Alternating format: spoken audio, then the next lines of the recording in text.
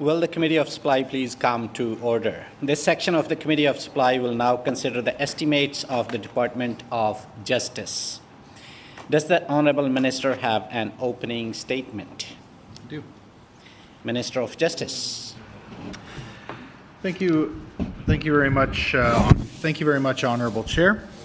Thank you to members of the committee for taking the time to review the estimates during this Committee of Supply 2026. Before we get started, Honourable Chair, I just wanted to take a moment. Today is Professional Administrative Assistants Day. I think most folks know that, and so we've been spending the day thanking those super important folks that work with us every day and keep the office running. And so I just wanted to take a quick moment to shout out my staff, so Rianne Nicholas and our correspondence secretaries, Helen Samonte and Courtney Choppy. And of course, I also want to acknowledge the administrative staff that are over in the Deputy Minister's office, Danita and Doreen, and even Kim, who does a great job of keeping us all moving forward. So I just wanted to take a moment.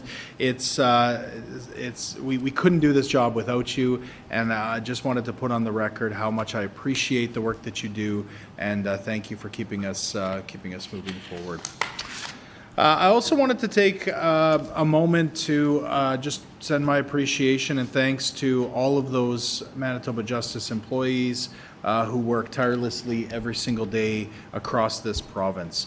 The dedication, the care, the commitment that I've seen in so many of our facilities, so many in many of our workplaces across, as I said, across the province, have been inspiring to me. They keep me motivated. I'm so appreciative of the effort, and I just want folks to know the work doesn't go unnoticed. It is so very, very important. So just on behalf of myself and the department and all Manitobans, I want to thank everyone who works in the Department of Justice for the work that you do. Budget 2026 really does continue our government's successful work to begin to repair the damage that was left by the previous government, to restore safety, accountability, and confidence in Manitoba's justice system. With a 4.3% increase in justice funding, this budget reflects clear priorities: protecting public safety, rebuilding justice staffing capacities, and strengthening partnerships in communities across this province. Public safety is not optional. Manitobans expect safe streets, they expect responsive policing, and a justice system that works for them, and this budget delivers on those commitments. We're continuing to build back from the previous government's cuts to law enforcement, year over year of flat or cut funding, including firing 55 Winnipeg police officers. We are strengthening frontline policing across Manitoba by continuing to fund the 2% escalator for municipal law enforcement through the urban policing and the public safety basket funding. Budget 2026 also provides funding for an additional 12 police officers for communities in rural Manitoba and across this province. Under the Policing and Public Safety Agreement, Manitoba Justice is investing $8 million this year to strengthen the RCMP services across the province, and is investing another $6 million to support First Nations and Inuit policing program in so many communities. This means better coverage and stronger safety in rural and northern communities and places where they need the investment the most. Budget 2026 commits to coordinated action against organized crime, against drug trafficking, and against retail theft in particular. We've implemented the Organized Crime and Drug Trafficking Task Force, which brings law enforcement leaders together to crack down on methamphetamine, fentanyl, and other illicit drugs. Guided by this work, the Winnipeg Police Service will lead a methamphetamine sweep in the upcoming year to disrupt the production and distribution of this toxic substance in our communities. Budget 2026 strengthens our response to retail crime. Through the revitalized Retail Crime Task Force, we are improving coordination between government, law enforcement, retailers, and frontline workers, all sitting at the same table working through solutions. The budget provides $2.4 million to the Winnipeg Police Service to fund an additional 12 downtown foot patrol officers. And we're also continuing to partner with businesses and municipalities by investing another $1.5 million in the security rebate program. We are continuing to press the federal government to take repeat violent offenders seriously. Bail reform is critical to our work and to public safety more broadly. That's why this budget includes an additional $2.7 million for the ankle monitoring program, one that was cut under the previous government, of course, which now has been restored and enhanced. And we also have enhanced supervising of those who are on bail, strengthening those services and helping to prevent repeat offenses. But public safety is not just about enforcement. It's also about prevention and addressing root causes. Our government is advancing youth-focused and community-based solutions that keep people out of the justice system and make people and communities safer in the long term. Through investments in land-based education and culturally grounded services, we're working to reduce the overrepresentation of Indigenous youth in custody and support better outcomes. The Thompson Youth Healing Lodge is a great example of this. It's anticipated to open in 26-27, and it provides culturally appropriate programming for youth in northern Manitoba and helps to build safer futures for young people and their communities. I had a chance to visit this facility, and it is top-notch. We appreciate the partnership with MKO. We also are continuing to fund the Manitoba Youth Centre, adding 19 FTEs to support youth with culturally appropriate mental health and education programming. These important programs further our government's commitment to provide better reintegration supports for youth who are looking to get on that better path. And I'll state here in the committee for the record, I want to thank the Premier for his leadership in supporting these initiatives and really taking the lead in offering our young people a better path. Budget 2026 also continues to close the historic staffing vacancies that were left by members opposite, providing a $14 million increase to correctional services, a 6% increase in courts, and an additional $1 million to hire more Crown prosecutors. These staff play a vital role in the functioning of our justice system. Our government is committed to collaborating with justice staff to address grievances that were filed against the previous government, and we will work to repair that damage. Our government is working to build back corrections infrastructure that the previous government closed. Budget 2026 includes $7 million to break ground on the Dauphin Centre for Justice. Of course, the replacement for the cut jail under the previous government. This will be an important part of access to justice for the Parkland, but also create good jobs for that community. Budget 2026 continues to deliver on this NDP government's action after years of cuts and mismanagement by members opposite. We have been doing important work, but we're not slowing down. This budget strengthens public safety. It supports communities in a way that has never been done in this province before. True partnerships and a true commitment to the One Manitoba vision that our government supports. And it ensures Manitoba's justice system continues to work for the people that it serves. Honourable Speaker, I am so grateful for the incredible people that support the work that we do as government. I have some of them here with me, and I'm sure have a chance to introduce them as we welcome them to the table.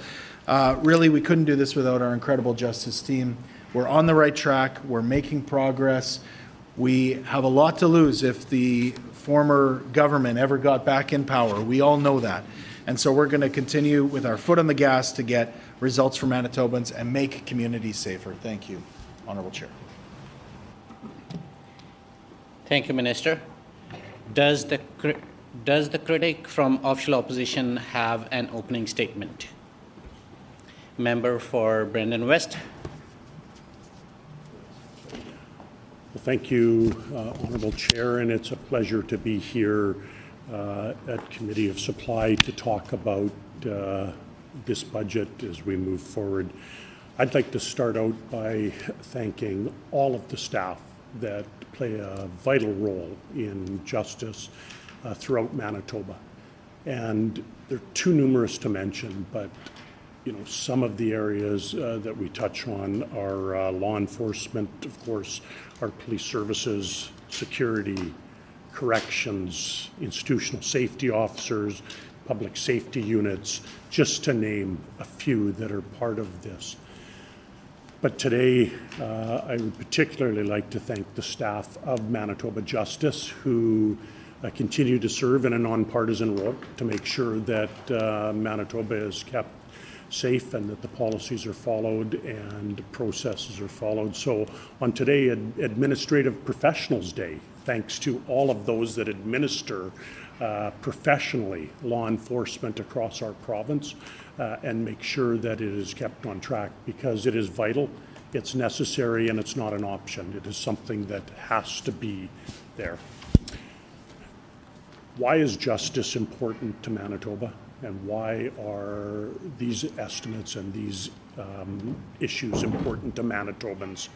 Well, first of all, we have to look at affordability. Affordability is a prime area that we really have to dig into in our province, and justice plays a vital role in that. And unfortunately, it has been failing under this NDP government.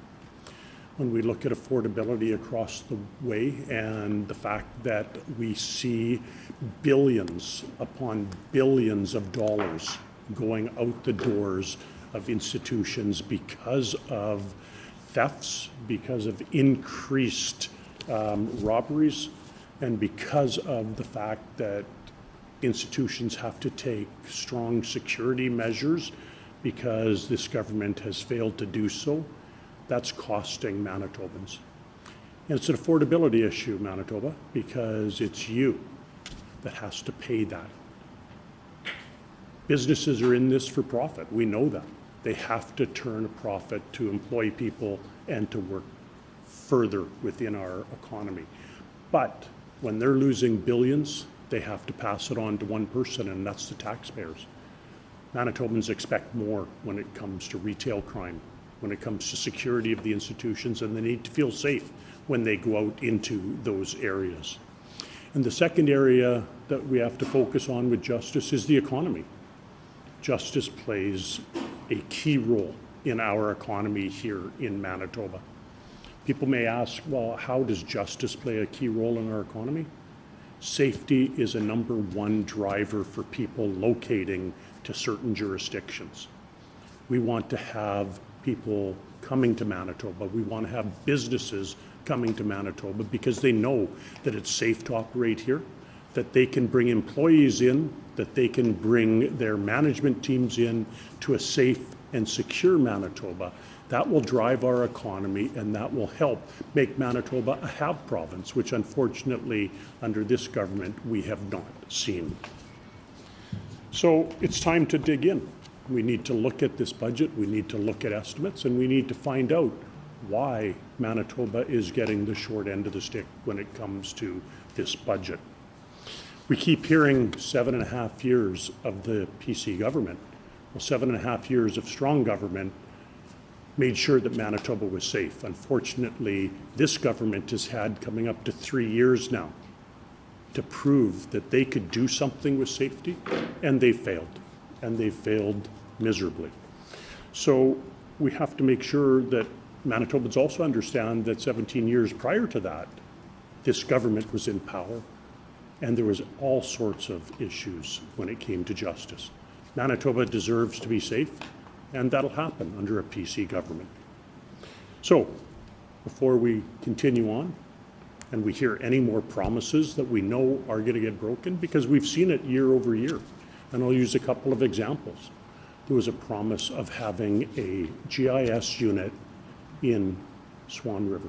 Now, I know that has now been granted, but it took well over a year.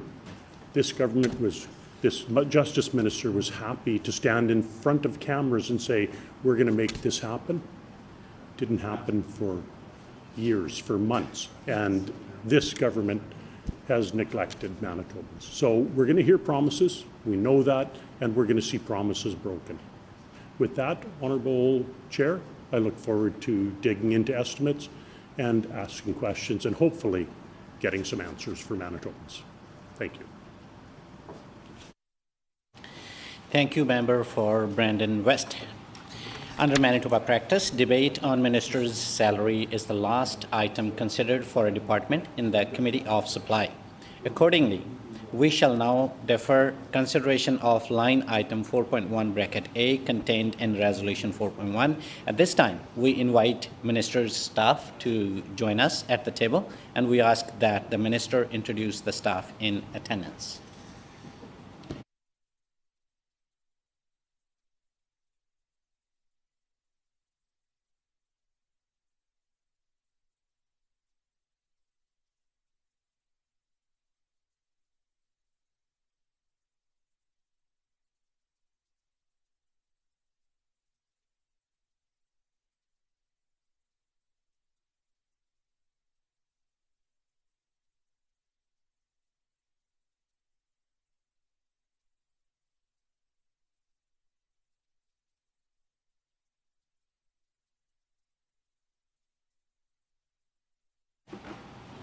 Minister of Justice.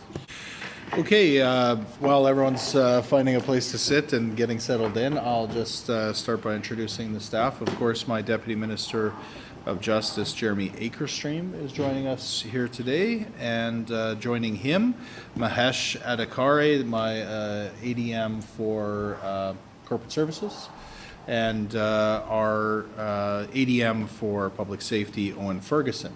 Also at the table is Will O'Connor, who's my Director of Ministerial Affairs, my Chief of Staff. Thank you, Minister. According to our Rule 78, bracket 16, during the consideration of departmental estimates, questioning for each department shall proceed in a global manner, with questions put separately on all resolutions once the official opposition critic indicates that questioning has concluded. The floor is now open for questions.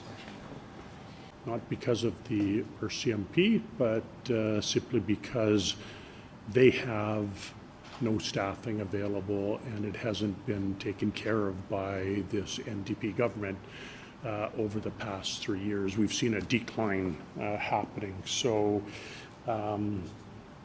what's dramatically different from BC, which has about a 2.4% vacancy rate, Alberta with a 8.6 vacancy rate, or we could compare to PEI, who is slightly oversubscribed with about a plus 0.08%, won't call it a vacancy rate, plus rate. Under this minister, Manitoba is the worst province in the Confederation for RCMP staffing levels. We have 44 officers, or we got 44 officers and need 115. So my question is, why has the minister not moved to address this issue? It's only gotten worse under his watch. And I'm referring to page 84 of the supplements for a number of these. Thank you. Thank you, Member.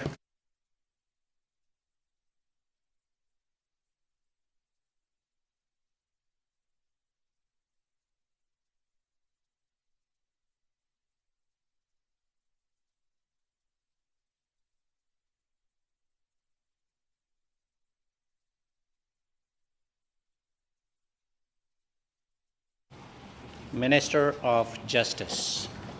Yeah, thanks very much to the critic for the question. And I'm glad he's now starting to pay attention, quite frankly, to the crisis that we inherited in police staffing with the RCMP. That was allowed to get completely out of control by the previous government with nary a whisper. Not once did I hear this in the House. Never once did I hear this brought up in the media. Never once did the former minister write to the federal government, meet with the chief, with the D Division commander.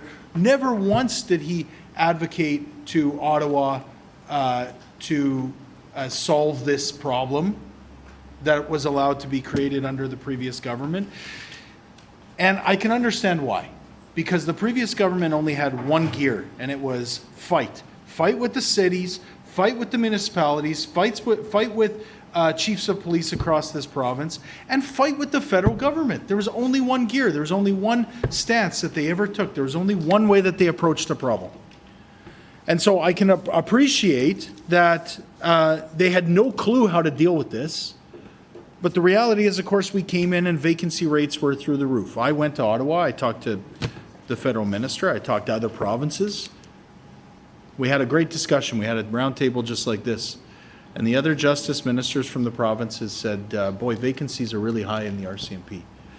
And I said, yes, they are. And then, you know, the justice minister from BC said, oh, they're really high. We've got a 15% vacancy. And I sort of scoffed. And then I looked across the, down the line, and one of the maritime provinces, oh, we've got a really high, boy, it might be up at 20%. We had Saskatchewan saying, wow, we have a really high vacancy rate. It's over 20%. And I stood up and I said, we were left with a 30% vacancy in RCMP staffing. One of the first meetings I had was with Northern Communities. We brought them in one by one, and they came in and they talked about how a detachment with just a handful of people covering an entire northern community, multiple northern communities, was left with one or two people. A couple days in this community, a couple days in that community. Get an emergency call. Nobody there, nobody home, nobody able to answer the call.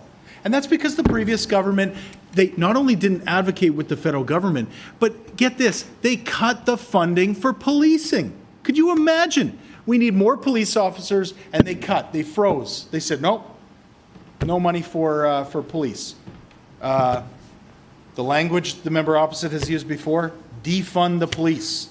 That's what the previous government did. I don't like the rhetoric. I don't like the slogans. I just like to get results. So what did we do? Well, we wrote to the federal minister. I said we were at the table. We talked about this. I wrote to the federal minister. Was it just me? Was it just the province out on their own? No. It was the mayor of Portage Prairie, the mayor of Thompson. It was the mayor of Brandon going, hey, we need resources.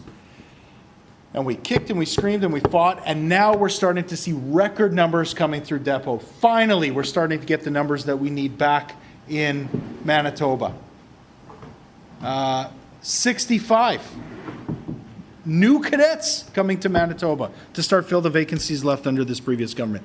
But we're going a step further because we know it's not just about funding for RCMP, it's not just support of the contract policing model, but it's about transformation. It's about bringing on FNSOs, 54 communities with First Nation safety officer programs. It's about now a brand new agreement with the federal government to build out the Manitoba First Nations Police Service and enhance services across this province. We were just speaking with the Chief of Brokenhead.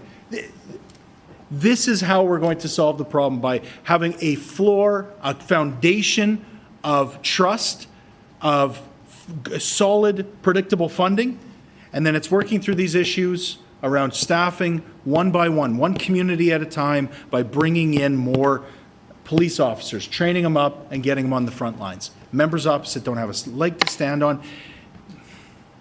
You can start by just saying sorry, and then we could get on with the rest of the day. But honestly, Honourable Chair, through you, we can't even have an honest conversation if there's no accountability, if there's no reconciliation with what members opposite left us with. Thank you, Minister. For all members, please put your questions and answers through the chair, please. Member Brandon West. Well, thank you, Honourable Chair, and I'd just like to focus for 1 minute on the last statement by the minister. He said Manitobans can't move forward or something to that effect without honesty. And so I'll go back to the opening statement in that last answer by the minister and put on the record that it was categorically false. I can't use other language because it would be unparliamentary, but maybe the minister forgets where I came from prior to this and when the Progressive Conservative government was in power. And he said that never did the minister meet with chiefs of police in this province or talk with them. I was actually at those tables, and I was the one that was there with other chiefs of police, including the RCMP, including all of my other colleagues across urban settings in Manitoba, meeting with the Justice Minister, meeting with the staff of Justice Services here in Manitoba. So absolutely categorically false to say that didn't happen. And it's misleading Manitobans, and that's exactly what this government has done and this minister has done from day one. Grandstands and stands up about honesty. Honesty is a commodity that is running shy under this government's watch, because there has been many, many times where these false narratives have been put on the record. So I wanted to make sure that Manitobans were clear on that when it comes to the record of the PC government and meeting with law enforcement, going to the federal government and having those discussions, because my representation with both the Manitoba Association of Chiefs of Police and the Canadian Association of Chiefs of Police tell me different, because I was actually a front row seat to that. So, it would be nice if the minister apologized for putting those false narratives on the record and did that. But as I continue on with my questions here, the second part is the minister is taking a victory lap on the federal government's response. The federal government is the one who is supplying the funding. The federal government is the one that is stepping up to give the transfer payments to this province. It's not this minister, and it's not his work.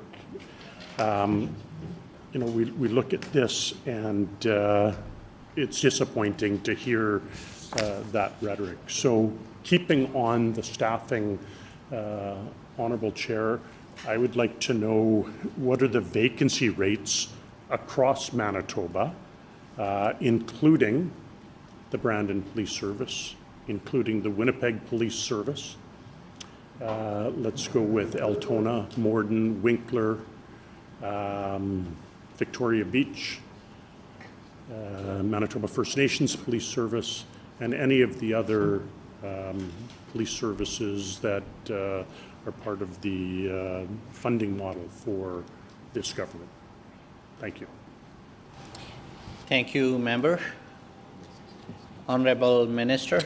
Well, I'm glad to hear the member opposite is taking some accountability by saying he was at the table when there was a vacancy rate that shot up under the previous government, and he sat around and did nothing. So he now claims that he was leading the charge on behalf of chiefs of police to say what? To do nothing? I mean, things got worse. So he takes accountability for that, or that's the previous minister's fault? Where does he stand? Like, whose fault is it that the vacancy rate went up under their watch? And then he points to us, like the opposition at that time. He's confused. And listen, I know this is difficult for him because he's been put in a really difficult spot. He obviously either he claims he had everything to do with the fact that vacancy rates were through the roof. He had everything to do with the fact that police services were getting cut under the previous government, that we saw a freeze and a cut to every police service in Manitoba. Either he's claiming credit for that now, or he is somehow still trying to say that it was the former government, it was the former minister. I wasn't at the table. I didn't do anything. maybe he can square that circle for me. He's in a tough spot. I get that. But again, that's why accountability matters. That's why you can say, the last guys, they screwed up. I'll do things differently. We've got a different vision, whatever they want to try now say. But yeah, he wants to talk about credibility. Jeez, man. Results are there, right? Large operational vacancy for the division across the country, as I mentioned earlier. But here in Manitoba, we've been able to bring that down. Some examples. 12% hard vacancy and 23% operational vacancy rate across the north, east, and west districts.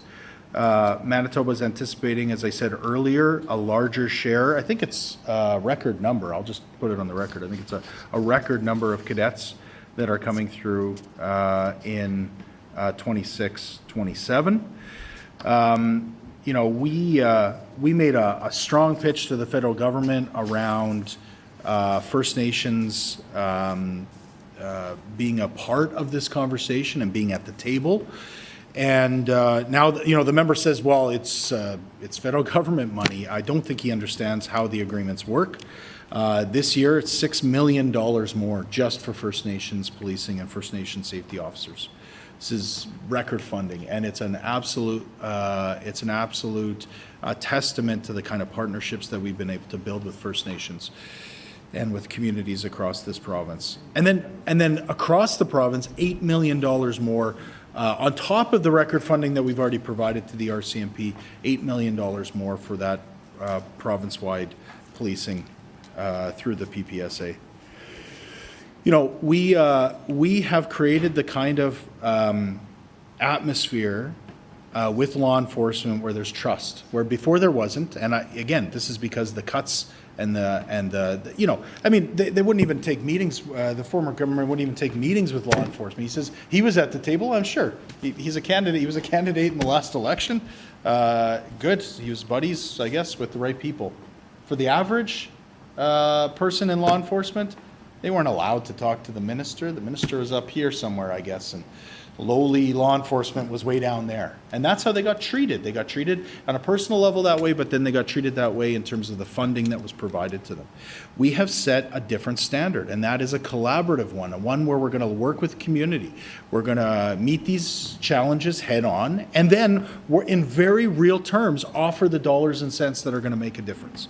So I've told the member opposite a little bit about, some of the investments in First Nations policing and RCMP. What about Brandon, where they were flat? He said nothing. He was quiet. There was we looked through the media, right? Where was the public hearing that he said, hey, Justice Minister, where's more money? Never said it once. Well, they were flat and cut every single year. So now what have we done since we've came into office? $370,000 for safety, including downtown safety in 2024. Another $85,000 this year. If he's keeping up with the news, another $300,000 this year. Met with Chief Bates last week. Where was he? He was nowhere to be found. $750,000 for Brandon, public safety and downtown safety since we took office. 32% increase. He never said a word when he was getting cuts when he was chief of police. Thank you, Minister. Member for Brandon West. Well, thank you, Honourable Chair, but I'll go back to the question that I asked because the Minister failed to answer it at all. The question was about staffing for a number of these municipal agencies. Not one answer. A lot of rhetoric about me. Well, go ahead, take those shots because I'm not in government, and if I was, things would be much better at the helm there. I do want to clarify again the false narrative that this minister is creating for Manitobans. And maybe it's his pie-in-the-sky idea that the minister is up here somewhere and doesn't meet with people. But again, I was at those meetings for 6 years as chief of police and a number of years, 15 more, as executive of the police service. And it didn't matter what minister, which government, the ministers would take meetings with chiefs of police. They would talk with them. They would deal with them in a professional manner.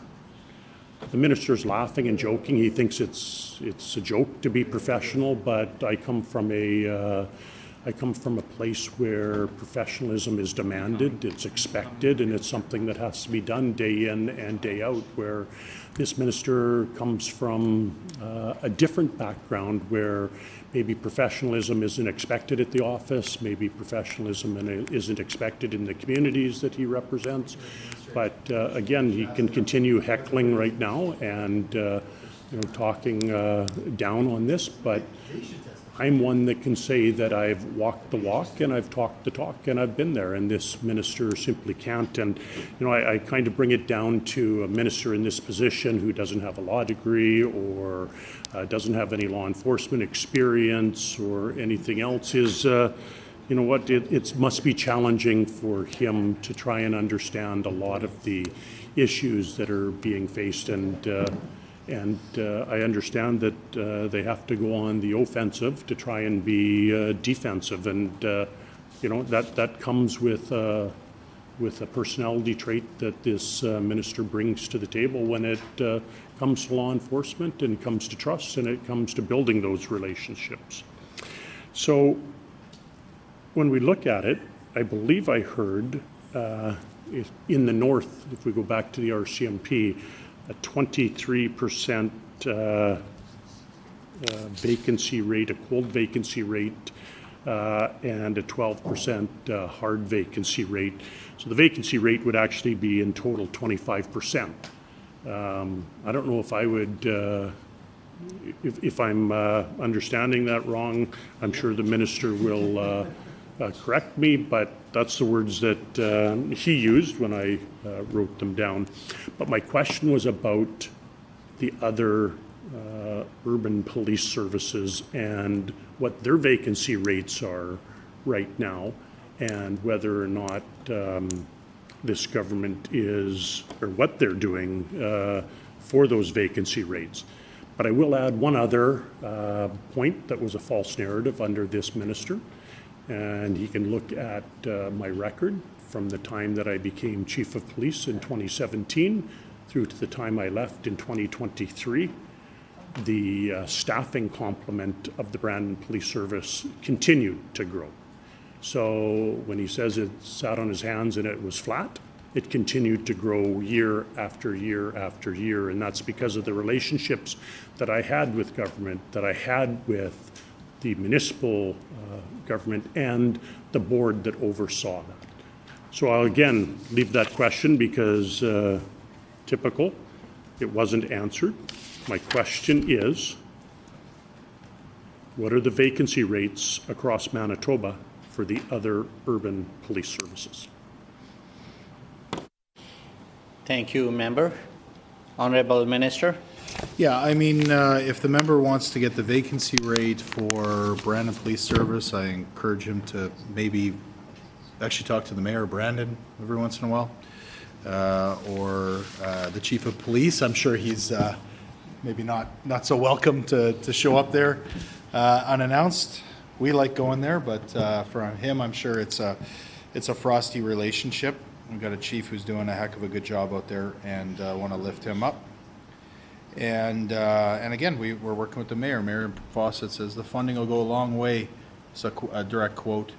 Funding will go a long way in supporting the work already underway. We're hopeful it will be help us strengthen our downtown this summer. He's supportive of the public safety initiatives and investments in his city, something that never happened under the previous government. If he has different information about funding for Brandon, please table it here. Funding was cut across this province. Public safety basket funding cut under the previous government. Now, if we're talking about the RCMP, and again, I want to just be clear, we're talking walking into a situation where you had 30% operational vacancy, which again, he's confused about what we're talking about here, the difference between hard and soft vacancies. I mean, it's just boggles the mind. He doesn't understand this stuff, but we'll walk through it. We'll help him understand. 30% vacancy under the previous government. And the member for Lac de Bonnie never said boo about it. Maybe he did behind closed doors, maybe at the cabinet table. He can share that. He can share that.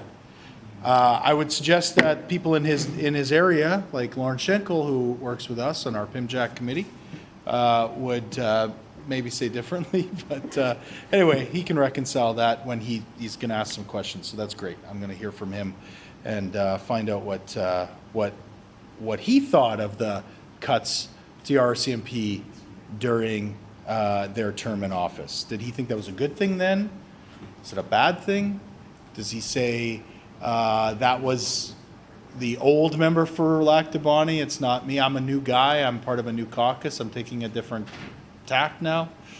Funding for police is important now. It wasn't important before. Like, again, he can untangle that whole mess in his own mind. But here in the real world, in the world that we operate in, it's about those partnerships and working with the federal government to start closing that vacancy gap that was left to us. So it's, again, we're in agreement. It was 30%. It's terrible, and it made jaws hit the floor when we talked about it at the federal level. Like, it's like the federal minister had never even heard this before. It's like he had never been brought this before. What? 30%? Like, you know.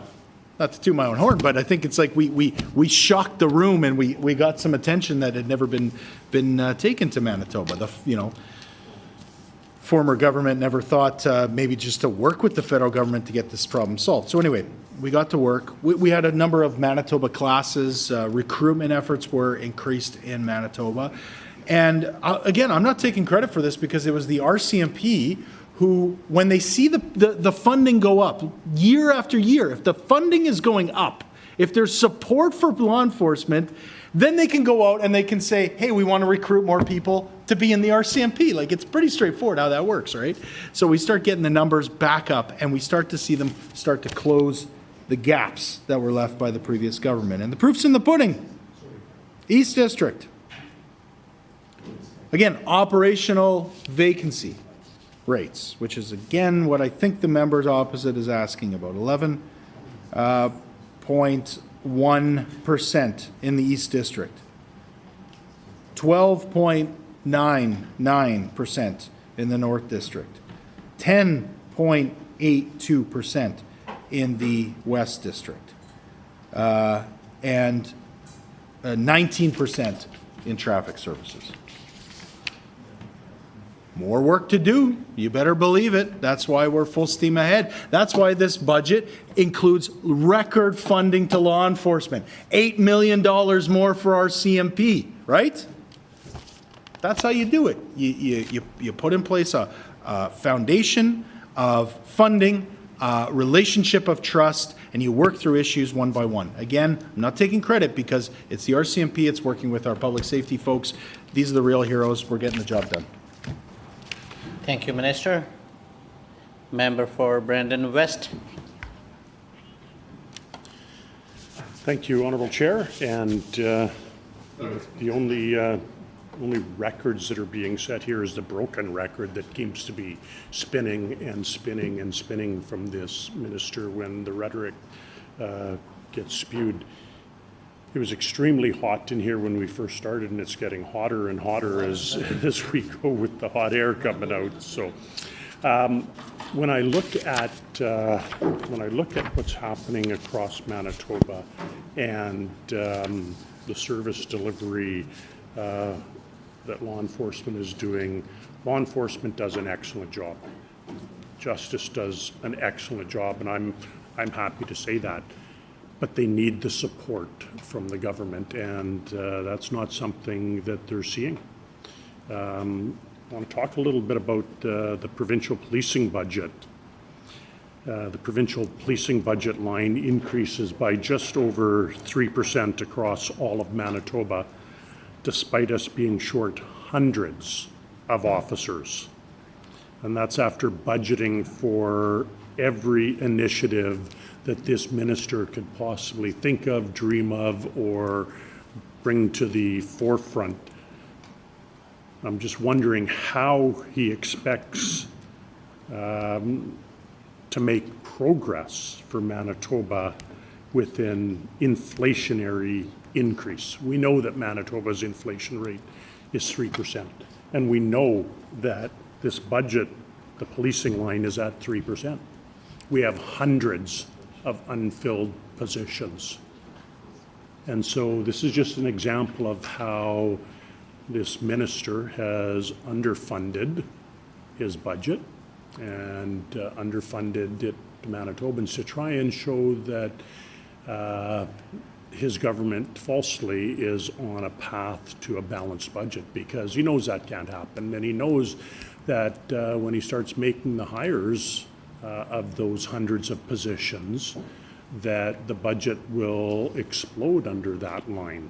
And it's unfortunate because, again, this is false promises to Manitobans. This is false promises to our taxpayers, who will ultimately be on the hook. We've seen the budget deficits go up billions upon billions of dollars under this NDP government. Right now, I think it's at $2.3 billion in debt servicing under this government that this minister is part of. When he sits at that cabinet table, when he sits at Treasury Board, I'm wondering, does he think about that? Does he think about the future of Manitobans, the next 2 or 3 generations?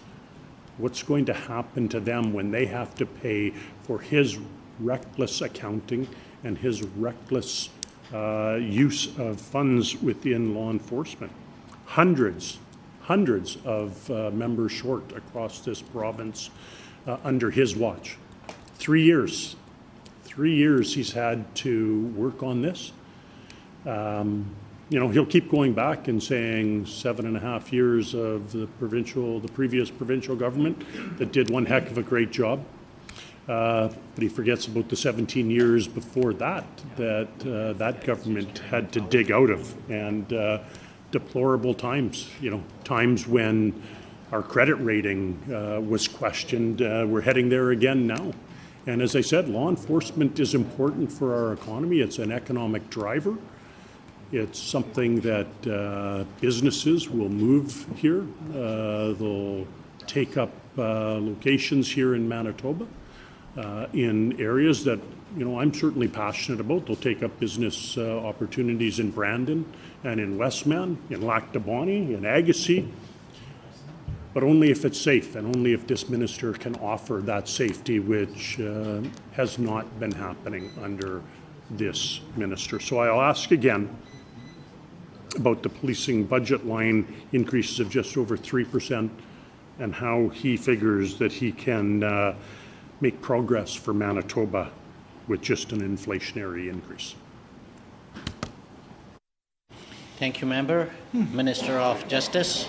Well, it didn't take long, Honorable Chair. I think we're like 4 questions into the day, and all of a sudden the member opposite has changed his line of questioning from you're not spending enough to now, whoa, you've got to balance the budget. Well, he says he doesn't have to. That's exactly right. There you go. That says everything you need to say. He says, I don't need to worry about that. But he says it's, first he starts in, he says we're not spending enough on law enforcement. Now he says, whoa, what about that deficit? You guys said you were going to balance the budget. You're going to do that, right? Let's cut funding for law enforcement? What kind of argument is that, man? That is not what Manitobans are asking for. And, and this is why the member opposite is so out of touch, because it's not just the base level funding that we're providing for law enforcement across the board, which is that, as I keep characterizing it as a foundation. It's a foundation to how you build a relationship. But then on top of that, here in the city of Winnipeg, 36 new officers on the ground. 36 new officers. So, that's not including the increase that we're giving to WPS. That's not including the additional investments in Downtown Community Safety Partnership, in transit safety. You go down the list. This is over and above that. And now, when you're talking about, if we're still talking about, encourage the member to think about outside the perimeter here, because it's important to remember there's a world outside the perimeter the member opposite's not aware of. But if you think about what's happening in rural Manitoba, that 2% is the foundation. And then we built 12 additional officers, which are going to be deployed for retail theft. Additional money for the cities of Portage and the city of Brandon, year over year now. Yeah, more money. He seems shocked by this. I guess he's not keeping up with what's going on in his own backyard. And, and what is the result? Well, again, that foundational relationship, and I'm going to just make sure I call out or call attention to the mayor of Winnipeg, who's been a partner on this too. They were importantly a part of this call for RCMP resources from the federal government, a commitment to contract policing and a call for more resources. Even Mayor Gillingham, who doesn't have skin in the game, so to speak, in the sense that they obviously don't utilize the contract policing model, they see the value in enhancing policing across the province. And he asked about vacancy rates in other services. We haven't had a chance to get a hold of the chief of Victoria Police or some other Victoria Beach Police, but we did get, I think, an update from the WPS. 0 vacancies with WPS, and he laughs. Maybe he could call the chief of the Winnipeg Police, check the number. I don't know. He doesn't have that kind of relationship, obviously. And then what's the result of all of that work, all of the increased funding, all of the support, all of the ways that we're attacking and addressing crime right in community in a granular way that members opposite never even contemplated? Like he's complaining, he says, oh, well, inflationary. The inflation was 4.1% in 2023 when this member cut funding for law enforcement. So wait a minute, hang on a second. So increasing 2% is a bad thing. Flat while inflation is through the roof is a good thing now. Square the circle. Be honest with Manitobans. That's your starting point. And then maybe you can crawl your way back into relevancy in this province. But before you do that, members opposite are continuing to be Order, please. unserious. Order, please. I would caution members not to use terms like expressions like not being honest to Manitobans. Minister of Justice. It's a good caution. I apologize for the use of language, Honourable Chair. So the relationship is strong. The funding is legitimate and is guaranteed and strong and predictable going forward. And we're starting to see results. He asked me earlier if I'm taking a victory lap. No way. It is full steam ahead, pedal to the metal. Thank you, Minister. Member for Brandon West. Sorry, on a point of order. On a point of order. At the outset of the minister's address or answer, he used a term that I find somewhat offensive and inflammatory. It's used in slang language and really amongst gangs and amongst people like that. He addressed me as man, saying, "Come on, man." Again, I have to state that I come from a very professional background, and coming into this chamber and the offshoot of this chamber here, I expect professionalism as I give it. I refer to the minister as minister. I refer to the honourable chair as honourable chair, and using that sort of slang and what I've in my area come from a lot of the gang sort of talk and language I don't think is appropriate, and I think A, it should stop, and B, there should be an apology. Thank you. Minister of Justice. This is okay. I'd really love for the member opposite to explain to Manitobans how "come on man" is gang language. I think it shows the disconnect between himself and what the maybe people in the real world. I don't know what universe he's coming from. I think it's pretty clear, Honorable Chair. Respect is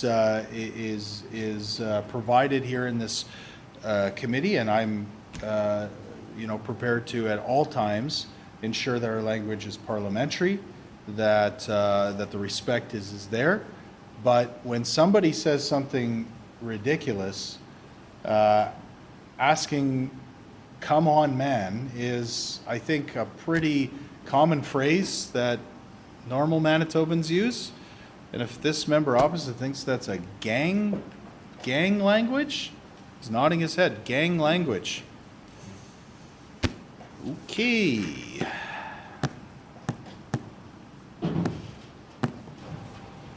Thank you, Minister.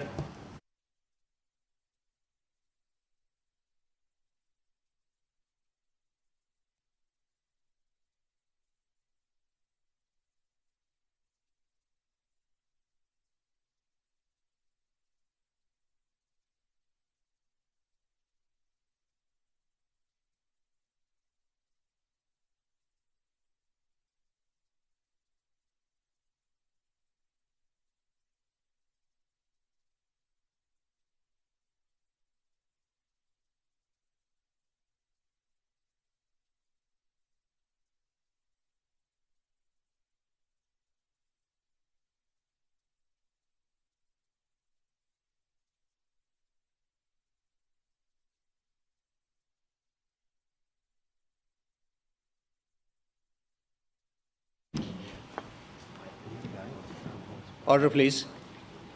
This is not a point of order. However, I would encourage all members, as we are sitting in a professional environment, to address other members with respect and with either their titles or their constituency name. Thank you. Member for Brandon West. Well, thank you very much, Honourable Chair, for that guidance. I'm sure that some will take it to heart, and it's appreciative that you took the time to address it. So as we move forward under this budget and look at vacancy numbers, we can see that vacancy numbers are a significant issue across Manitoba in law enforcement, and that's causing a lot of issues in law enforcement. And I know that it leads to burnout, and it leads to stress-induced injuries. It leads to people leaving the profession, and it leads to people not uptaking into the profession because of that. And understaffing is a primary driver of that because of the stress that is put on to the officers, and immense respect for them. As a matter of fact, the mental health issues that officers suffer are as a direct result of the work that they do, and oftentimes the situations that they're put in and what they have to see can't be unseen, what they hear can't be unheard, and I know that the job has lasting impacts on them. And I bring that up because one of the highest areas of job-related mental health issues in law enforcement comes under correctional facilities, correctional officers, because of the work that they do and the situations that they're put in. And I don't think it's a mystery, and maybe it is to the public, but law enforcement, including corrections officers, see in a career of 25 years, see critical incidents as much as 800 times in their career, as compared to the average citizen that sees 3 to 5 critical incidents. And so they have to deal with the bad, the mad, the sad, and continue on their day professionally and make sure that they're taken care of.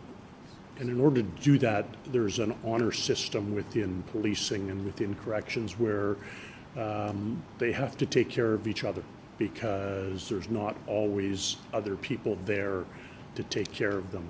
They don't get the calls at the 2 or 3 in the morning for people to say we're really happy with what's happening. They get it because people are in crisis and people are having a difficult time. And correctional officers see this more so in their institutions, because they deal with their entire shift dealing with people, and the suicide rate and the mental health rates amongst law enforcement has gone up. So staffing is a real concern.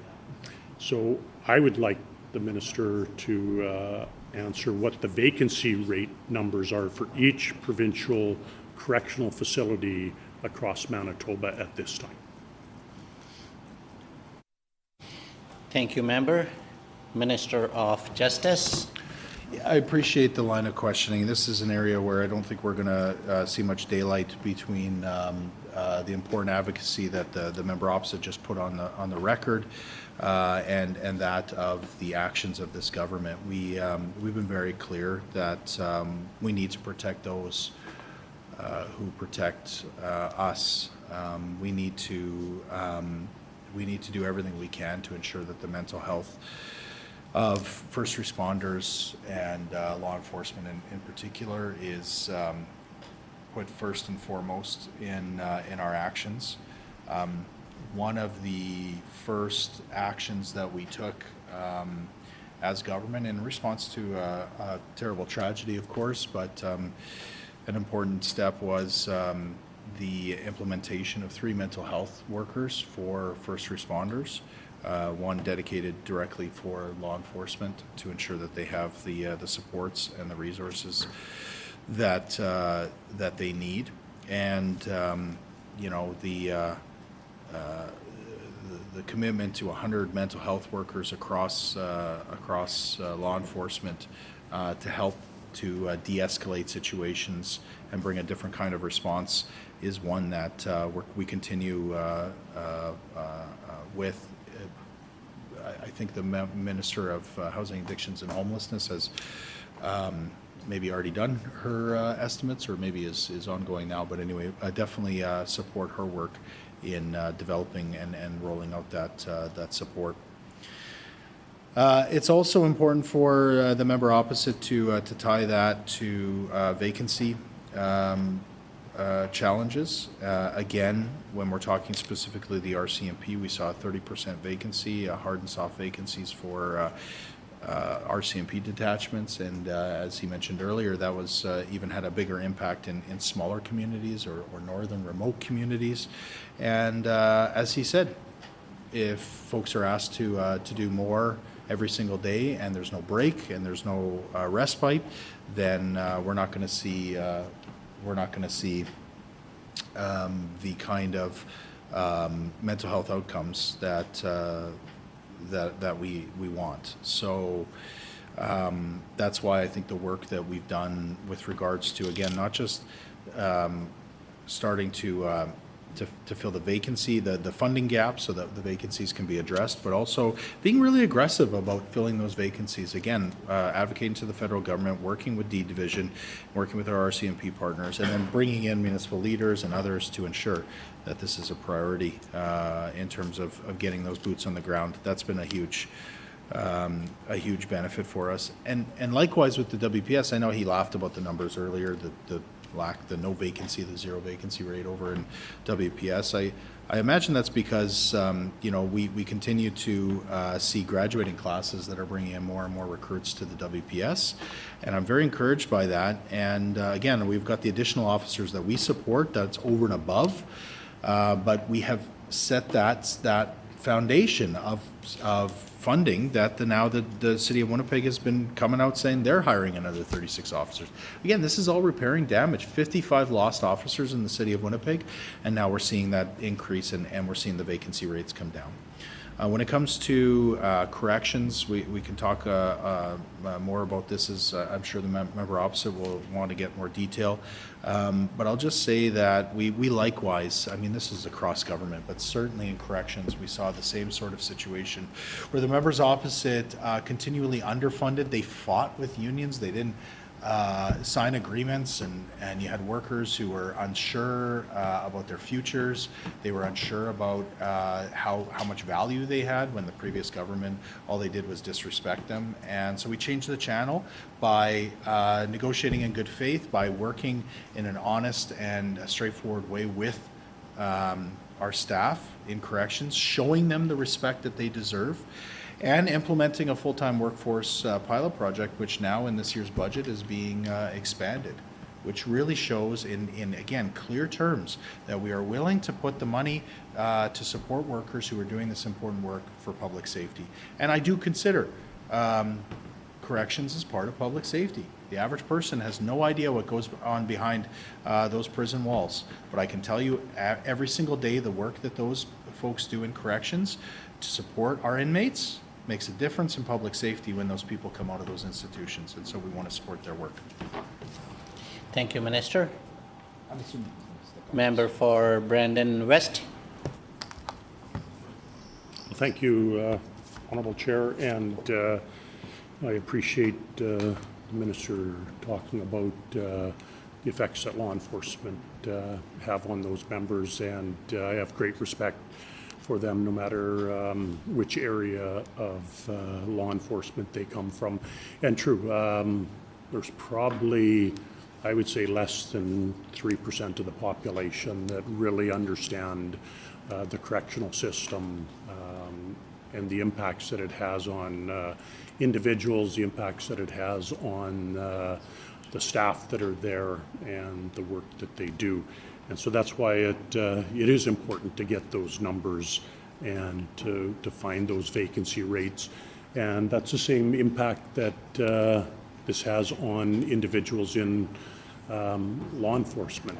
And, you know, some of the, not just the RCMP, but all of the municipal police forces and the Manitoba First Nations Police Service. It's important that they're staffed and that they have those numbers so that they can count on that team approach, not only on calls, but after the call, because after the call is very important too, and the mental health that can be put into the officers themselves, the whole crew that were part of a call. It's important. That's why these vacancy numbers are important, and that's why I've asked about them several times now. So I'm wondering if the minister can again answer what the vacancy number is for each provincial correctional facility and for municipal police services, and if he can't provide it, will he undertake to get that information? Thank you, Member. Minister of Justice. Yeah. Again, it's important to, to explain, as the member said, most Manitobans don't understand, again, what happens behind those prison walls.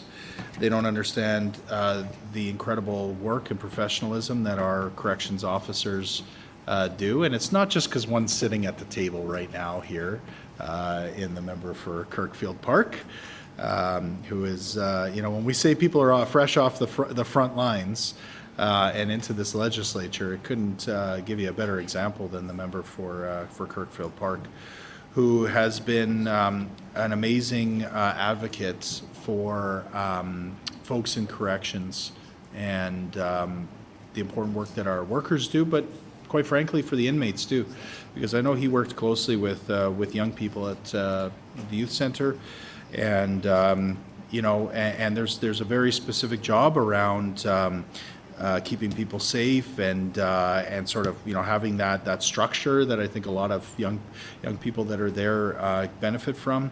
But there's that level of compassion, and for members that haven't had a chance to get there and meet some of the people that do this work at MYC, again, it's incredible. It's incredible the kind of compassion and perspective that those corrections workers have. And again, it's personified in the member for Kirkfield Park, who is an awesome guy. So he's right here at the table. And so anyway, I'm not just saying that about our corrections workers because he's at the table. I'm saying that because I've seen it firsthand and I've experienced it firsthand. And again, I want to set the stage because under the previous government, we saw the closure of one of our correctional facilities. Like, a jail was closed under the previous government. And I'm waiting for somebody over there to either defend this or to say, yeah, that was a mistake. Which one? Was it a good thing to close a jail or a bad thing to close a jail? This is the kind of reckoning that members opposite, it's not easy, I've been there, but they need to do. They need to understand that Manitobans want them to be honest and straightforward with them, and so that's a good place to start. Good idea to close a jail or bad idea to close a jail? But that's what we walked into. So Dauphin Jail's closed. Agassiz Youth Center's closed. Like, right? 2 correctional facilities closed under the previous government. No plan, no ability to explain to people where the extra capacity is going to come from, where the extra workers. We lost so many people when the Dauphin Jail closed. These were good correctional officers that we lost because their home community lost its facility. And that's the situation that we walked into. There was no respect for those workers. There was no respect for the work that they did. And we had a lack of resources across the system. Again, member for Kirkfield Park. Maybe I'll tag him in here. He can take the chair. He'll explain to everybody here about what they experience. But we've taken a different path. We've taken a different path, and that's one of investment and true partnership with those people that are doing this work. Just recently, 75 new recruits into corrections. I get a chance to go downstairs. We have the ceremony here. Welcome every one of those correction officers by name. Shake their hand and thank them for the work they're about to do. Members opposite never did that. They didn't care. They disrespected our correctional workers. And I've talked a little bit in my opening statement about the work we did specifically at MYC. If you're going to have the biggest impact and you're going to offer that helping hand and that hand up to people who have taken the wrong path, let's do that in our correctional facility that services our youth. Let's give them the education they need. Let's give them the cultural supports that they need. Let's give them the mental health and clinician support. That's how we're going to make a difference. He's asking about vacancy rate. It's a 0% vacancy rate in corrections, but there's more work to do to hire up staff. And the full-time equivalency pilot, which we're expanding, is going to be a big part of that next step in the work. Thank you, Minister. Ian, I can't see the clock. I would appreciate members giving a shout out to a colleague sitting around in the committee. Fine. But a gentle reminder that we are to avoid quoting the member's presence or absence for the proceedings. So this is a gentle reminder. Hope everybody takes care of it. Member for Brandon West. Thank you, Honourable Chair. And I would just like to ask the Minister, again, I asked for vacancy numbers for each provincial corrections facility. And my understanding right, he said there is no vacancies. So each jail is, or correctional facility is 100% staffed on their staffing complements. That's what my question is here. And if that's the case, I'll move off of this line of questioning because I'm concerned with that response, but I'll dig a little deeper into that and have some follow-up questions certainly tomorrow. correctional staff are slated for a 3% salary increase according to their collective agreement this year.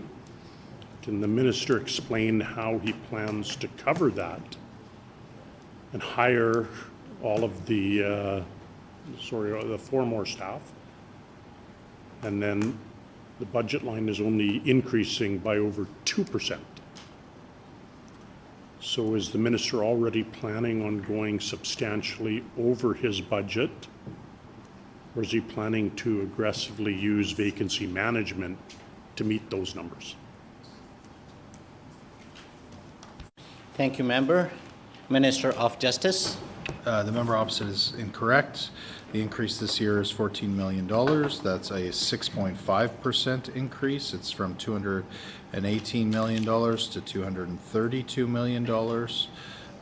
This includes additional money for enabling appropriations to address the rising staff costs in correctional services, and includes that adjusted print transfer from enabling appropriations, which is maybe where he's confused and not quite following along once again.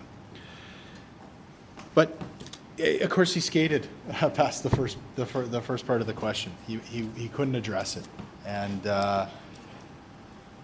it's okay. It's okay for the member opposite to just be straight up with Manitobans. It's okay. Everybody knows Heather Stephenson was terrible. Everybody knows that Brian Pallister slashed and burned our province for the services that Manitobans count on. Everybody knows this. Like, he's not going to betray the confidence of the caucus or say something that the media is going to come up and, wait a minute, you don't like Heather Stephenson? Nobody's going to do that. Everybody knows that already. Everybody already has that as their starting point. Heather Stephenson's the worst premier the province has ever seen. And so he could just come out and say, yeah, cutting the Dauphin jail was a bad idea. Members opposite are allowed to say that. I'm hopeful that they'll get over this hang-up where they think that if they just sort of bamboozle Manitobans for long enough, if they just, try to pretend all that didn't happen for long enough, that Manitobans will forget and then they'll get back into power. It's not going to work. I've been there before. There's a reckoning. There's a reckoning that has to happen.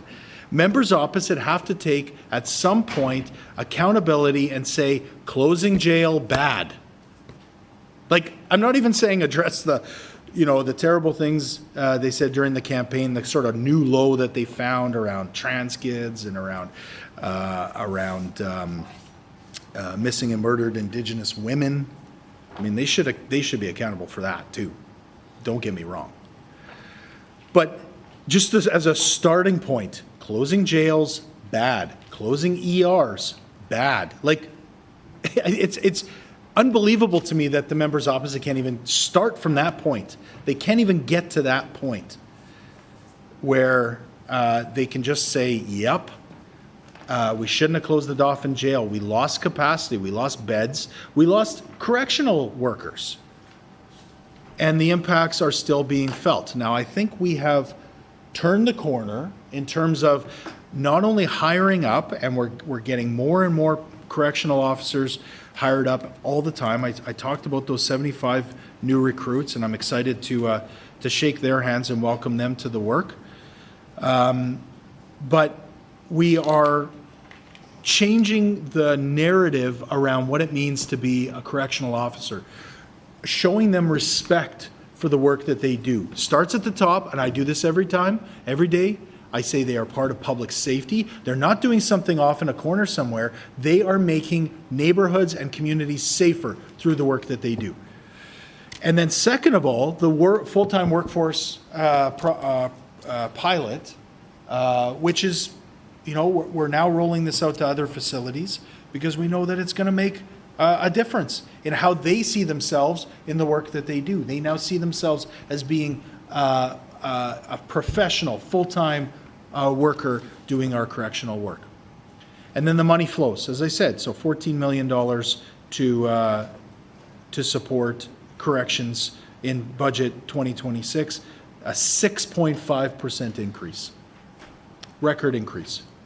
And he wants to talk about collective agreements. I'll talk about collective agreements all day long.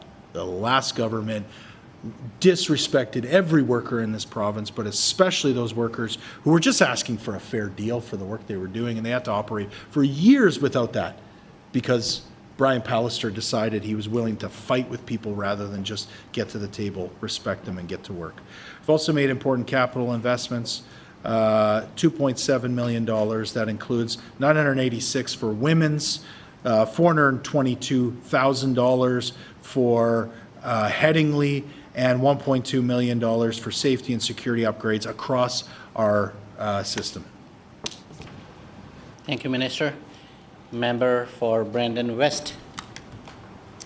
Well, thank you, Honourable Chair. And just a question here, changing topics to one of the recent acts. The Long-Bladed Weapons Control Act came into effect on December 31st of 2024. But when I look at the police reports, doesn't matter where you're getting the reports from, they're still full of cases where individuals suffer life-altering injuries. And one of these weapons has been used in this, sometimes wielded by a youth. I'm wondering, quick question is, how many inspections to date have been done under this act? Thank you, Member.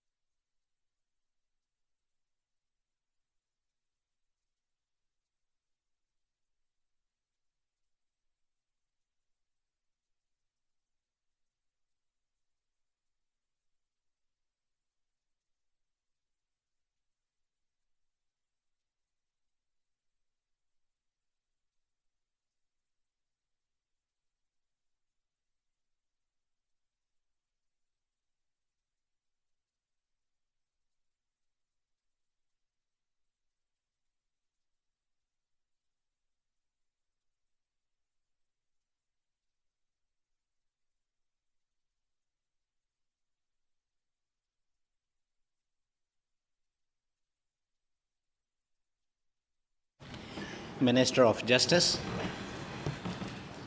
Yeah, so this is really important legislation that we brought forward here in the province, and it's not me saying that. That's the Association of Chiefs of Police. That's the AMM. That's our partners throughout the province, and specifically here in the city of Winnipeg. You know, member opposite, just for the record, called it window dressing.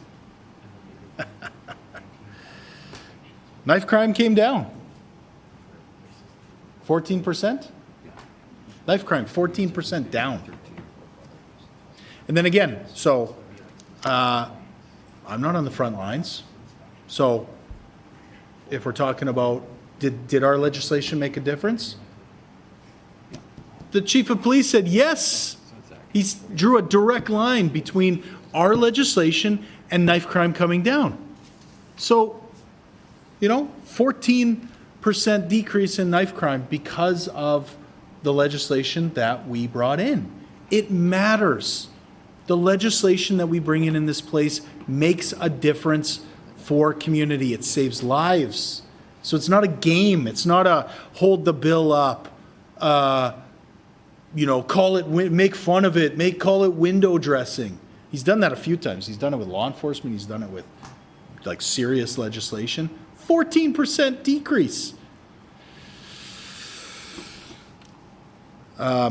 This is incredibly important legislation. And it's so important that not only was it important to bring it in, but it was important to enhance it. And so, again, when we're talking about games, I'm glad to see the member opposite didn't hold it up this time. He sees the value in enhancing our Long-Bladed Weapon Act, adding more protections for online sales. And for sales, online between individuals. He sees the value in it. And so he's going to let it pass. So thankfully he's getting on board. But we're taking it a step further.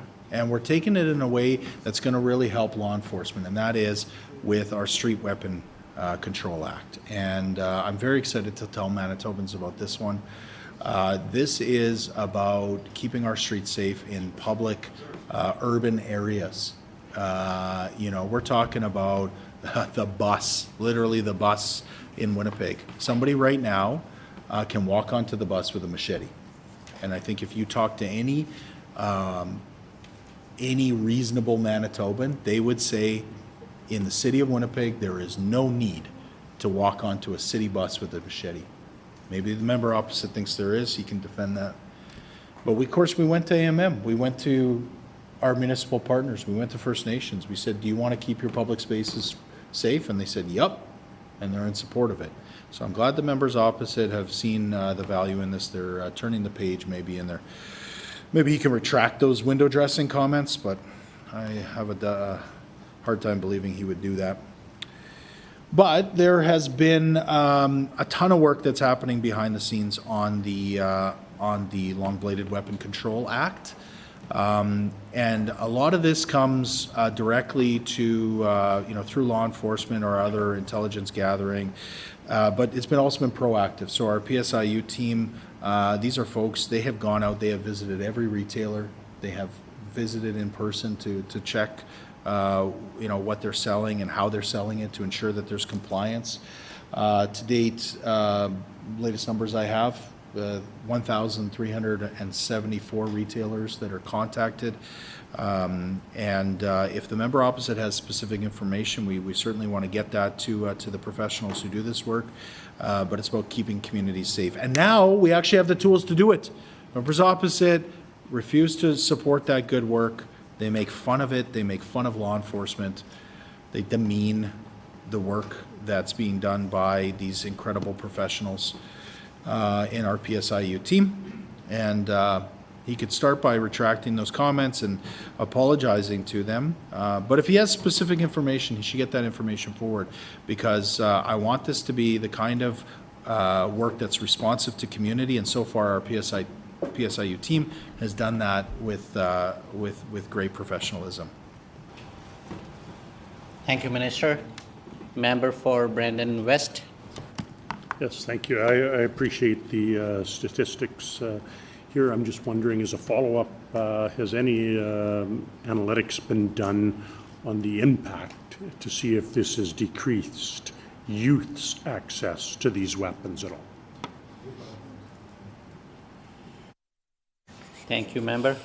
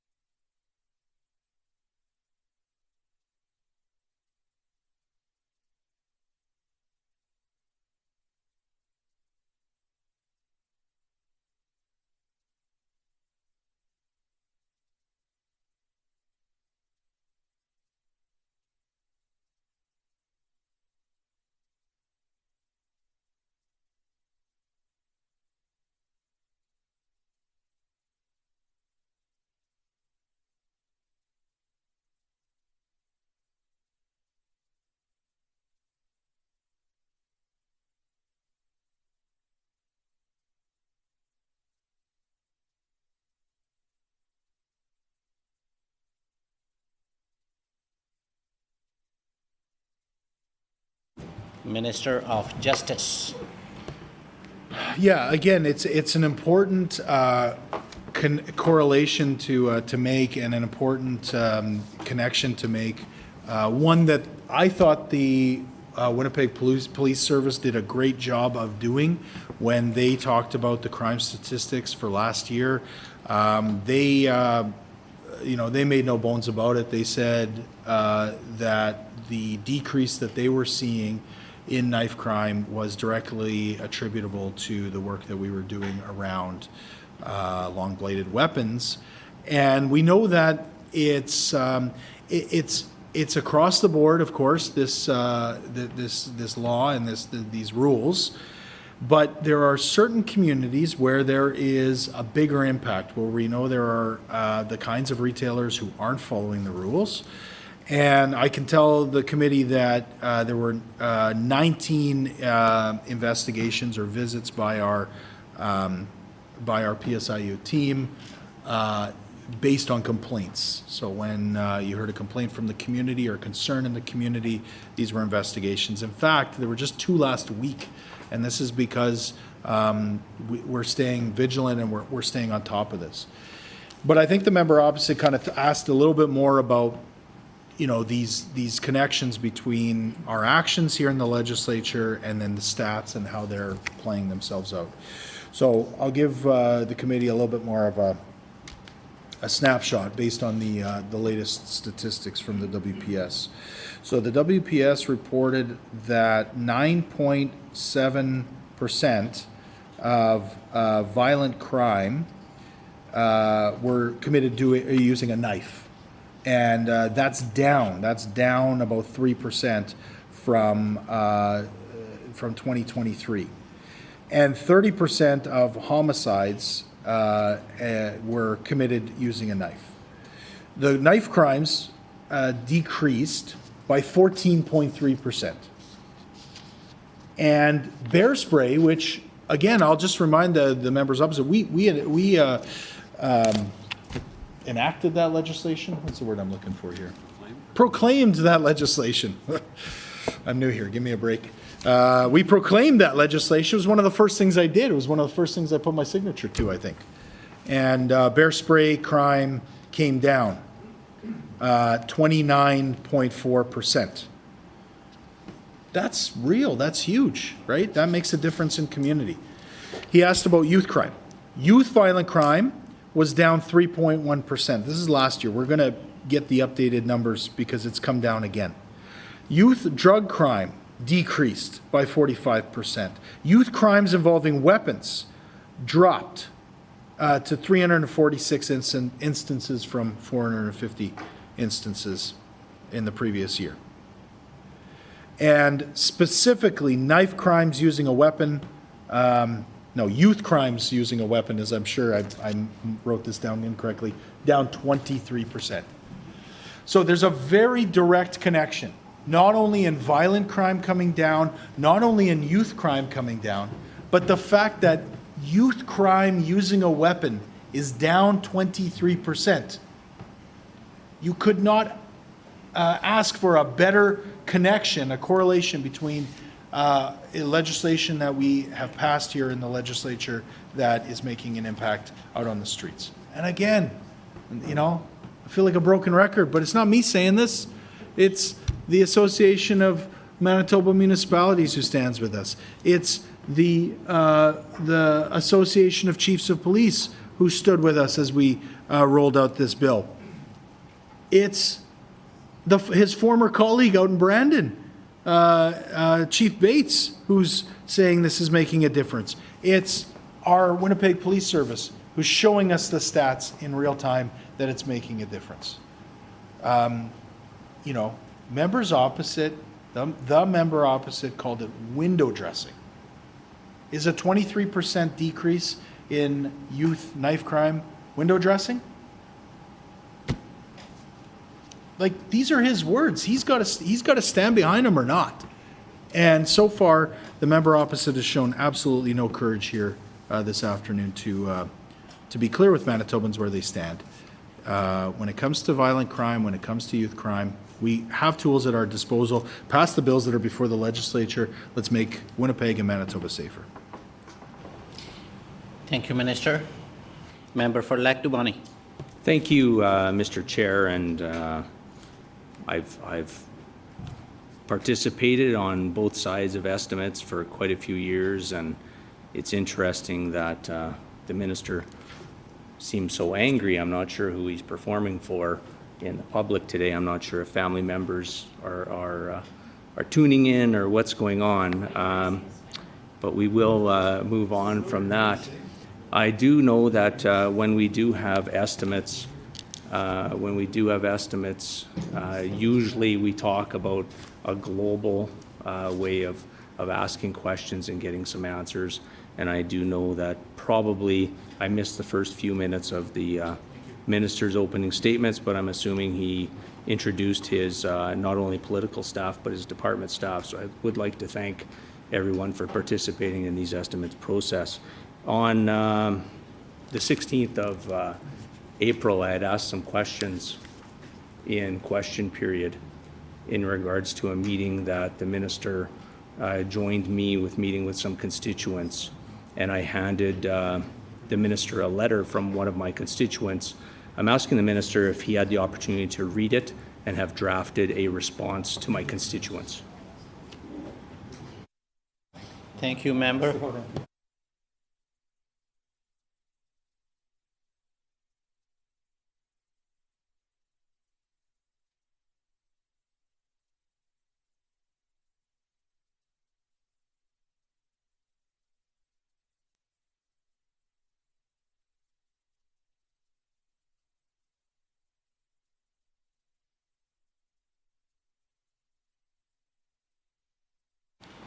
Minister of Justice. I think the member opposite is switching gears here, if I'm understanding him correctly, to MPI questions. I'm just wondering if he could, because we're just sort of making sure we have the correct folks and documents in front of us, if he can just repeat the question that he just asked so that we can see if we can get the answer for him. Thank you, Minister.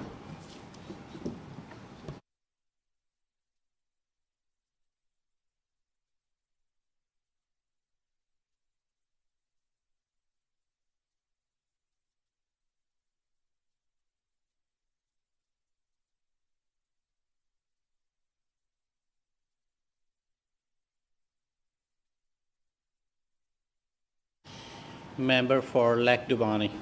Thank you, Mr. Chair. So instead of looking to the department for some answers and getting ready for some kind of inflammatory comments, I guess I'd like to ask the MLA for Kiiwetinoong. I'm not sure if he has something to say, but I would like to ask the minister, and this is something he can answer. I'm not sure. The letter that I handed him on the 16th of April, had he read it, and has he already drafted a response to my constituents?